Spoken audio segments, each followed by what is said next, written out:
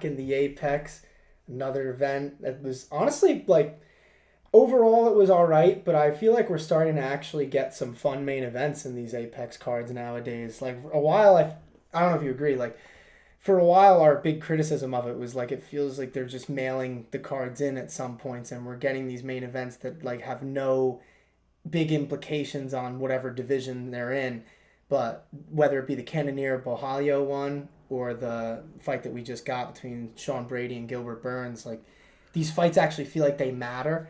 And yeah, like the atmosphere in the Apex might not be the best, but at least we're starting to get some really good fights in there. You know what I mean? Yeah. Well, it's building. It's all building towards UFC Vegas 100. November Anyways, 9th. Apparently, I think that's when it's so supposed to be. so once that's done, then you gotta move out of the Apex for good. I'm gonna be so heated if UFC Vegas 100 is like just a terrible main event. I'm gonna be so mad because we put so much like thought into this, and if the UFC just mails that card in, dude, I'm not gonna be happy. We're still trying to think of what we want to do for that. If they mail that card in, then I probably won't get away from the Apex until like whenever the renovations are supposed to happen for it. Yeah, rumored to happen. Yeah, like apparently in November they're gonna be doing some construction that's gonna like go until midway through 2025. But you know that I hear these things like rumors, and like it's not really been, at least not to my knowledge, hasn't been like fully confirmed. But the fascinating thing anyways about Apex will always be the smaller cage and how you can hear just about everything like from coaches and stuff. And so for a main event like Sean Brady versus Gilbert Burns, like the smaller cage definitely plays its fair role into how this fight went. And we can hop right into it, man. Just to talk about the atmosphere, though, I will admit it deflated me a bit when the fight started and it was just dead silent. I was like, this is a UFC main event, and you could hear a pin drop. And I'm like, this is... Like, that's my only gripe with it. Like, I hate when people say, like, oh, you're a casual if you don't like the Apex. I'm like, I'm not talking about the fights. I'm talking about the venue. That's it. Like, that has nothing to do with anybody who's fighting on the cards. But... let's talk about this main event. Well, I mean, for some people too, it could be hard to get into the fight if like that crowd noise isn't there. So. Well, I'll say this before we hop into it, and I wasn't planning on having like a big Apex conversation, but here we are, doing it again. But like when I would have people over more often for like fights and stuff, I don't like inviting people for Apex cards because the energy is just so flat. And if I'm having people over, and let's say like some of them aren't like me and you and aren't really into it like that and are just watching it to watch a fight, they don't really like watching that. You know, the Apex still has had some pretty cool moments for happen. Sure. I mean, Dustin Poirier versus Dan Hooker is one of my favorite fights of all time, and part of that is because you could just hear every punch like you kind of talked about. Yeah. But, what were you going to say?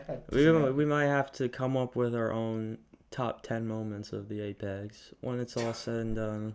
Dude, that would be such a funny video. We definitely should do that. I'd like that idea. So let us know in the comments if you guys want to see that. Everybody's gonna be like, no thanks, but we're still gonna do it. Up until UFC. So since we're so close to UFC Vegas 100, let's see what else there is in store.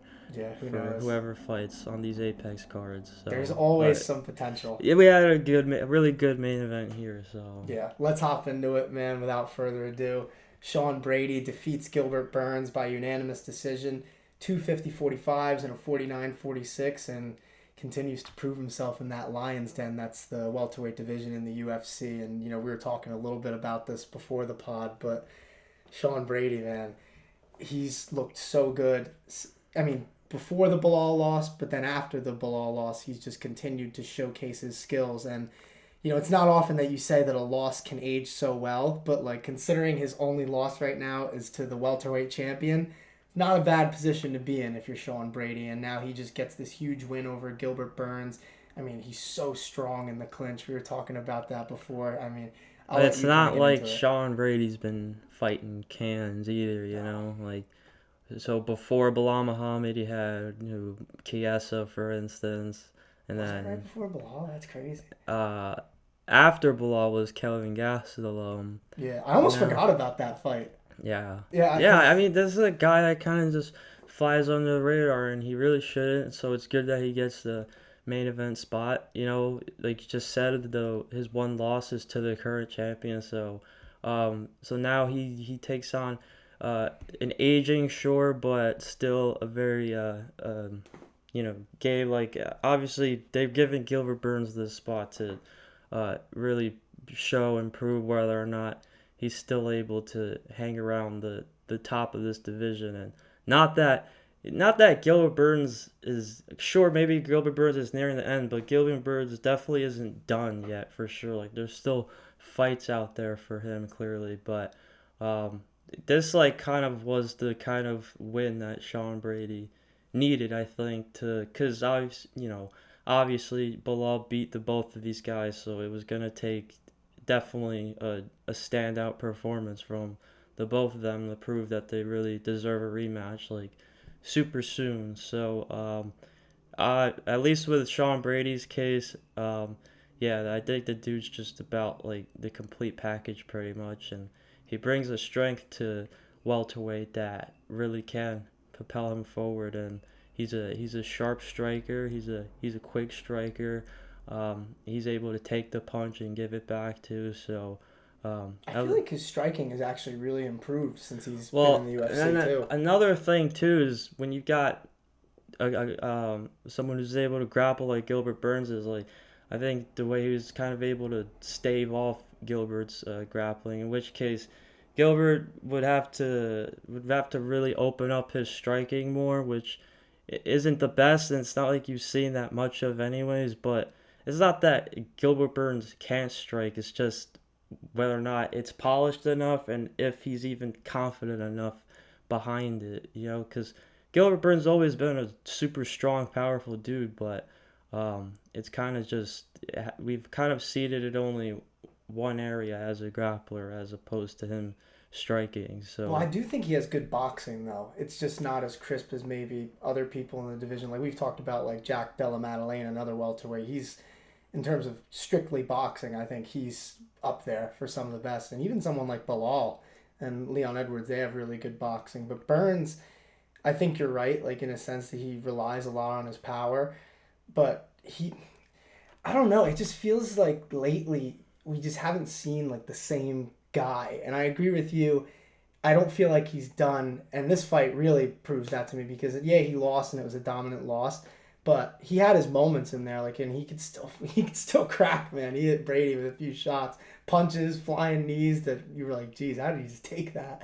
But when you're not putting your foot yeah, on the that's the gas pedal, thing. It's where Sean Brady is able to put it all together through 5 rounds and string together combos and even up against the clinch, uh, like with the short striking. Like Gilbert can. I think Gilbert's definitely able to strike from range, but when it gets to get to the close, dirty boxing and stuff, um, he just kind of gets outmatched there. I think And this was Sean's first 5 rounder in the UFC as well, which is like this is a big way well, to that's prove another yourself. thing too. Like you could clearly see Gilbert Burns getting gassed out in the championship rounds, and Which like is so weird because like he wasn't his output wasn't really that yeah, crazy.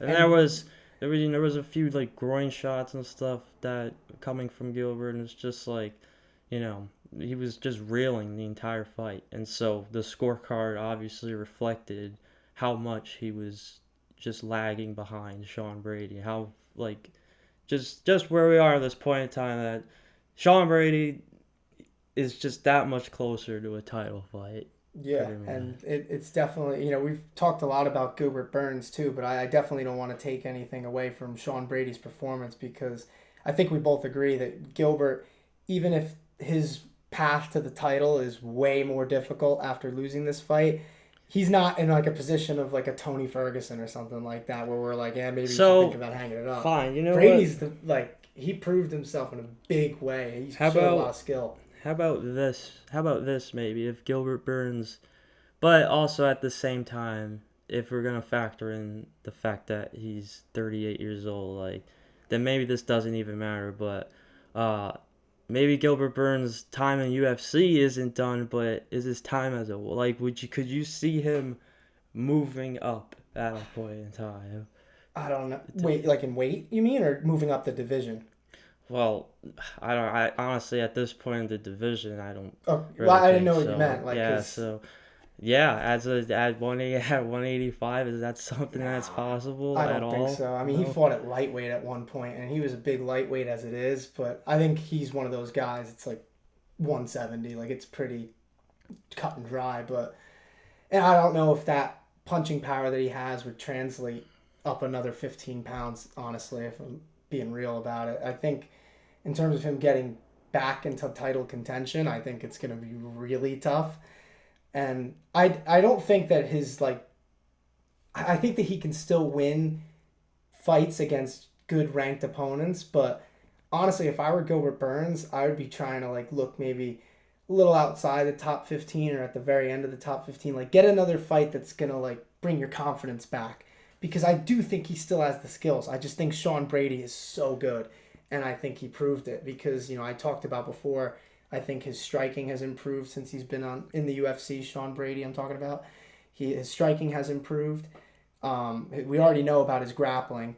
When people fight Sean Brady, they talk about his strength too, and I think that that's a very underrated part of his game because I feel like when you see a lot of like analysts and stuff talk about MMA, they I don't want to say like they're trying to make you think that they know everything by making it all about like technique and like different things in different martial arts, but like sometimes I feel like we overcomplicate things and we don't look at simple things like athleticism.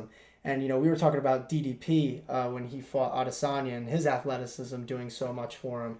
I think Sean Brady is another guy who has an insane ground game. His striking is very much improved, but the strength that he has is just otherworldly. I mean, even Bilal Muhammad talks about it.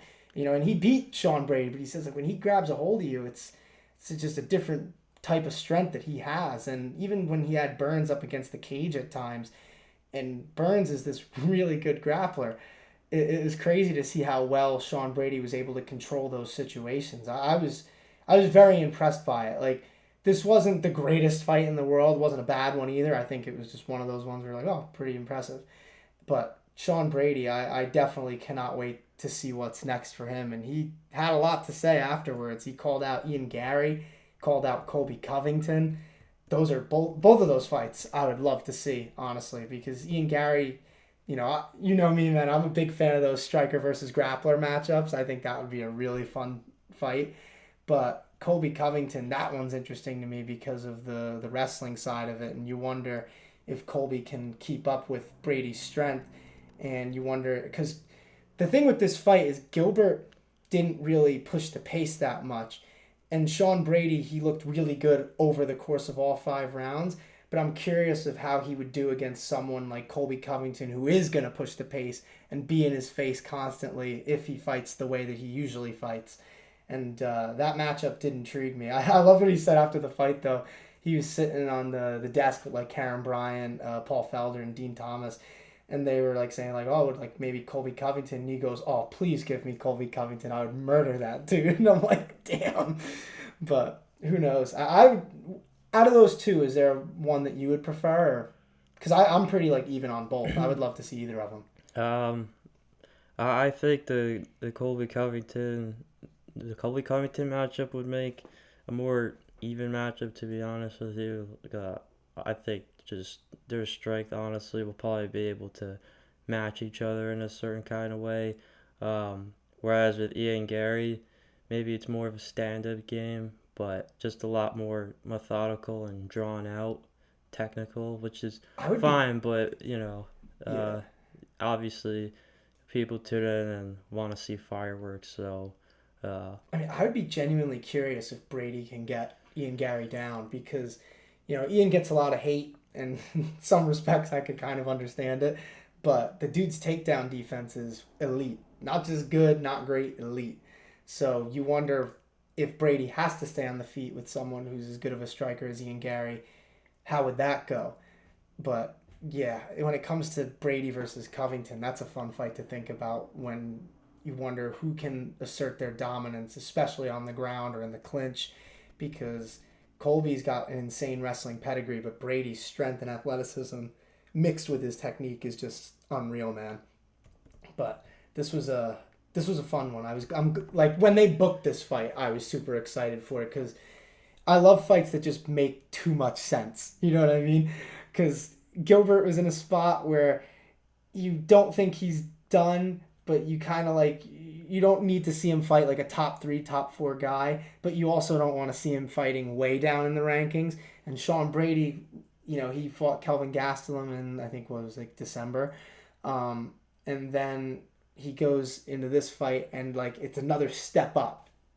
And considering how far they tried to push him on that initial run before he fought Bilal, I think that like pushing him up step by step is really like a cool move of them. And Sean Brady, he's not that far from being like a true title contender. I think he's one fight away. If he can beat an Ian Gary or a Colby Covington, his name is in that conversation.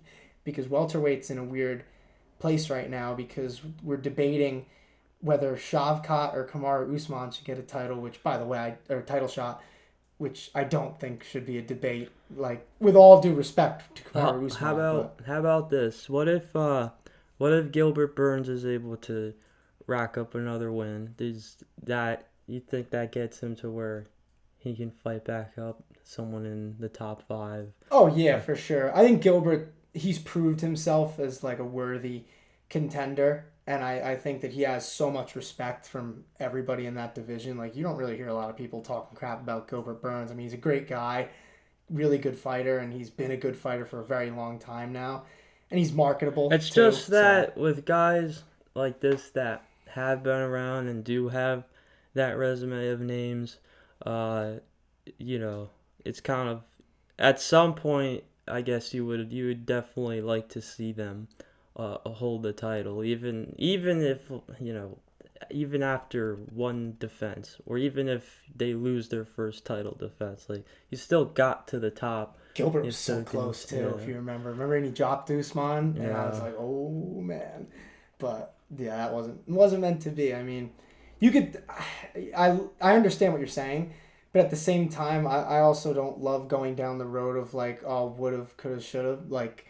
Because Gilbert had his title shot and he didn't win. Like, it's easy to say, oh, you wish he could get to the title, but like, at the end of the day, he has to do that. And, you could say, oh, well, maybe if this went differently, or maybe he gets a win and this could happen. Like, maybe, but until we see it, it's kind of hard to put my mind into that because, who knows? Maybe we saw the peak of Gilbert when he fought Usman, but who knows? I mean, 38 it's tough to get back up there at welterweight. I feel like welterweight is kind of that like tipping point, like where you hear the I don't remember that stat. It's like people in title fights age 37 and over, like under the middleweight division, are like 3 and 50 something. Like it's just some crazy. I wish I had the stat in front of me. I don't even know what I'd Google to find that. But like welterweight is kind of one of those last bigger weight classes where you're like maybe somebody could make a late age title run, but it's definitely tough and it's hard to imagine. But I would never count out somebody like Gilbert Burns just because he's shown that he has so much skill. But Sean Brady, man, now he's in that discussion, and I mean we're talking about big fights for him next, whether it be Ian Gary or Colby Covington. So I think he's put himself in a very, very advantageous position. And to move on to the co-main event, to kind of like talk about someone who's honestly, Natalia Silva, she kind of got a similar win in a sense, like, because I think it was actually even the exact same rankings at flyweight. I think Andrade was number 6 and she was number 8, kind of like this main event was. But Natalia Silva, she gets arguably, well, honestly, kind of hard to argue. It's pretty much the biggest win of her career over Jessica Andrade. Dominant unanimous decision, 30-27s across the board. And now she's taking her place as a true title contender at 125. And, to get into the fight itself, I thought Natalia Silva's striking looked absolutely incredible. And Andrade is one of those fighters, I don't care what weight class she's in, she has the touch of death for female fighters. It's crazy.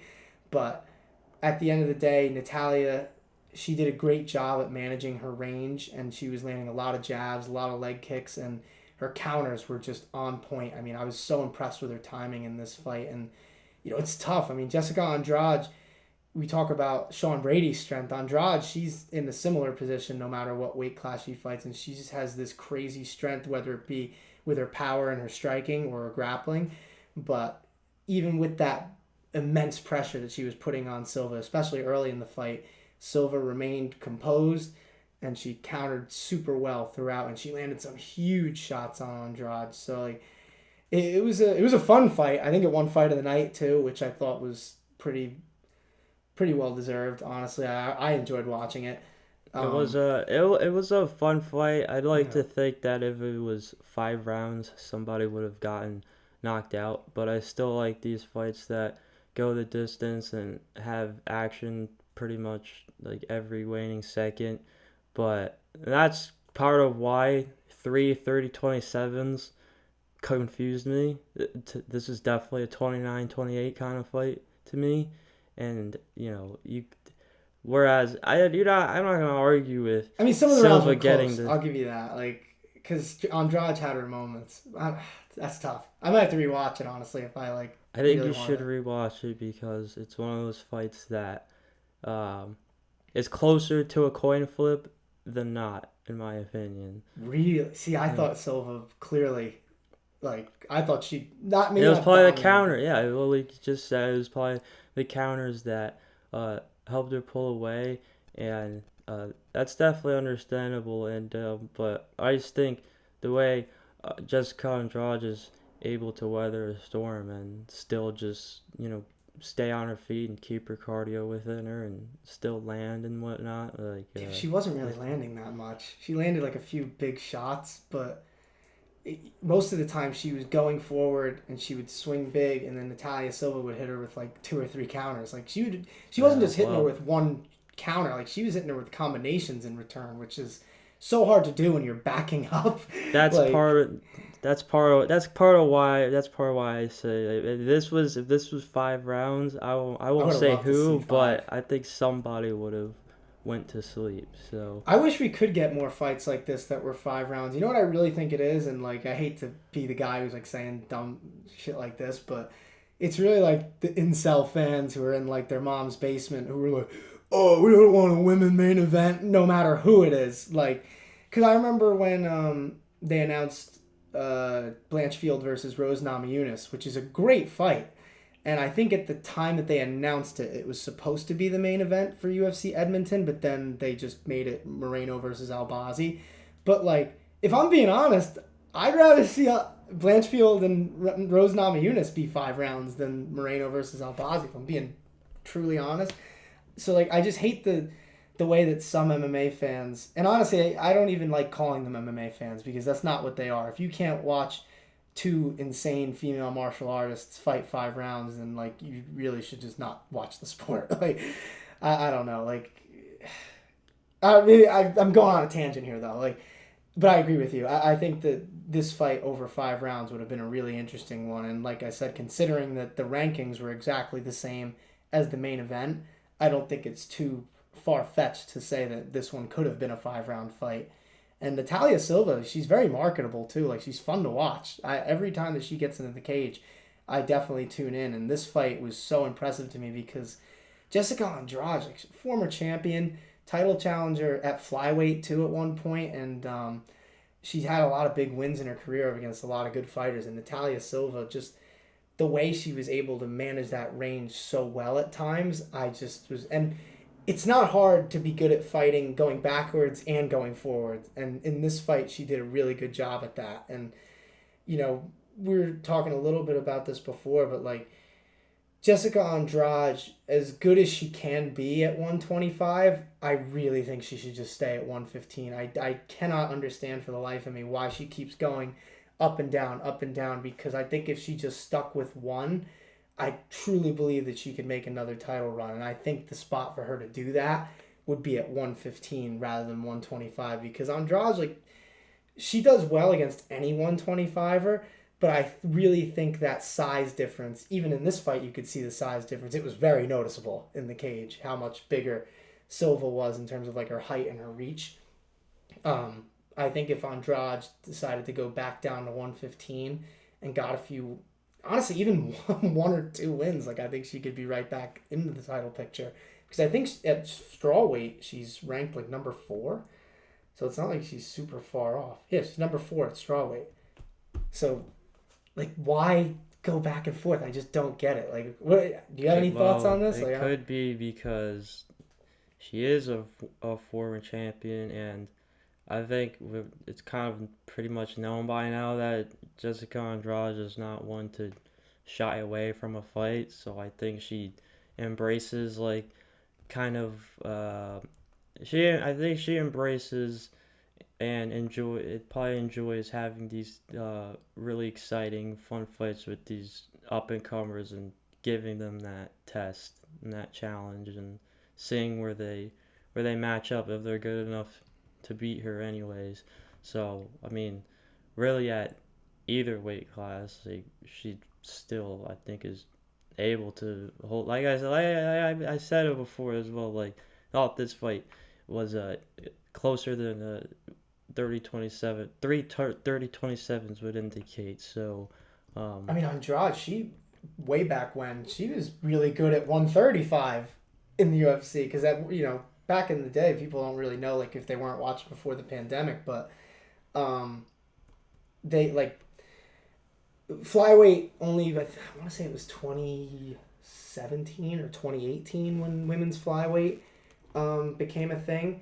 But at one point, yeah, like she fought Raquel Pennington at UFC 191. She lost that fight, but like still, she beat Larissa Pacheco in 2014. That's crazy, like, right? Yeah. Is that not crazy? Actually, she beat Raquel Pennington at UFC 171. Damn, she's been around for a minute. Yeah, so I mean, she's fought like everybody. That's crazy. I'm looking at her resume right now. This is nuts. And she will fight everybody. Yeah, I heard this. I forget who was talking about it, but like I could, if there was ever a female BMF belt, Jessica Andrade should be in that fight. Because she is a bad woman, man. Like, I love watching her fight, and she had her moments in this one, that's for sure. But to go back to Natalia Silva though, women's flyweight, we're in like a weird position with that because everybody kind of above where Silva's going to be is pretty much booked because Grasso versus Shevchenko 3 is next week, and that'll determine who the champion is going to be. We just talked about Blanchfield versus Namajunas. That's in November. Manon Fior, I think everybody would pretty much agree that she's a shoo-in for the next title shot versus the winner of Grasso versus Shevchenko. I don't see why she would fight again. It just doesn't make sense. The only person that I really saw in the rankings that would be above that would make sense would maybe be Macy Barber. And that could be a fun fight. I wouldn't mind seeing that over 5 rounds, Macy Barber versus Natalia Silva, because Barber has like insane power, but her technique sometimes isn't there. And Natalia Silva, she might not be as powerful, but man, is she crisp on the feet. And I would be very curious to see how either of them would do over a 5-round fight versus one another. And yeah, that's my pick for a fight for her. So maybe we'll get to see that, maybe not. But I think a lot of questions are going to be answered over the next few months at women's flyweight. So I guess we'll have to stay tuned for that. But for us, stay tuned for next week too, because we got some big stuff coming. I posted the thing on our Instagram. I don't know if you've got a chance to put it on Twitter and TikTok yet, but next week we'll start with this. Big week in combat sports in general, because we not only have UFC 306 or Noche UFC, I don't know like what it's going to be officially called. Well, no, I'm pretty sure they Yeah, I know, but that's what I'm laughing about. Yeah, because Riyadh season, this is like the first time the UFC actually has like a title sponsor in one of their things. So like technically it's Riyadh season Noche UFC, but I think it's just technically UFC 306. Like, I don't think that the next pay-per-view is UFC 306. I still think it's this one, even if they're not going to call it that. But anyway, to avoid confusion, next week, UFC 306 at the Sphere. And then right across town in Vegas, Canelo versus Berlanga. That's going to be interesting to see them compete. I know we talked about that a few weeks ago. But so we're going to have that. And then besides that, we're going to be going back to Massachusetts once again for Combat FC 8. That's going to be a really fun time. There's a bunch of good fights on that. The main event is Jan Oliveira versus Chris Foster. And I'm excited for that because those are two really good strikers. Obviously, I talked to Jan Oliveira last week. That interview will be coming out tomorrow. And just so you guys know, next week our schedule, we're leaving for Boston on Friday on fight night for Combat FC. And it's going to be pretty similar to what we did last time. We're going to do another vlog, another roadcast, but to let you guys know what to expect in terms of releases. So we're still going to do our usual big fight recaps like we do for every pay-per-view card. So it'll be THH episode 70, and we'll talk about UFC 306 and Canelo versus Berlanga. That'll come out on Sunday, September 15th. And then we're going to be doing the roadcast that day too, but that'll come out the next day on Monday. And then you guys can expect our Combat FC / Massachusetts vlog to come out on Tuesday. So we'll have 3 straight days with some awesome videos for you guys. We're super excited. I can't wait to get back there. We got some fun stuff going on even outside of Combat FC. To get into some music, we're going to be seeing Pearl Jam at Fenway Park. That should be interesting. I'm super excited to start this vlog over the weekend next week. And if you guys enjoyed this pod or if you enjoy our content, be sure to subscribe. Help us out. Do that. And because you don't want to miss any of the stuff we got coming up. So we're excited. Definitely check out the interview tomorrow. Check out all the cool content we're going to have next week. And like I said, subscribe so you don't miss any of it. But we'll see y'all.